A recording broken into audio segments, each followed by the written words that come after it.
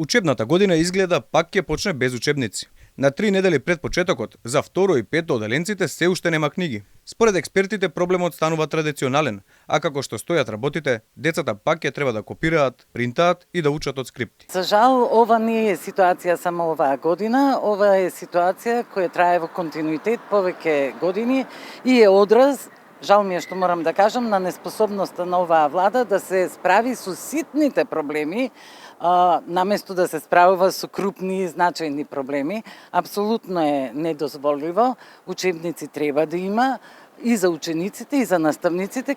Министерот за образование се правда, како што тоа претходно го правеше Царовска. Иако не за сите учебници ќе имало, а и за оние кои ќе ги има, ќе биле по стара програма. Од 1 септември ќе има учебници во 3, 6, 7, 8 и 9 одделение кои се по стара концепција и мислам дека тие ќе бидат навремено доставени до училиштата. За новата концепција сме во фаза на одобрување на економски оператор и на некои учебници, но имаме уште 20 дена рок и очекувам и овие да бидат позитивно завршени до почетокот на новата учебна година.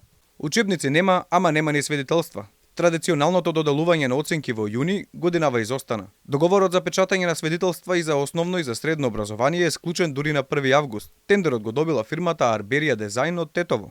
Ки свидетелства нема, замислете се уште нема и најверојатно ќе ги нема ни сега последниве денови од август, кога учениците ќе треба да се запишуваат во наредната година, да речеме во средно, па ќе се запишуваат со некакви ливчиња наречени потврди во следното одделение.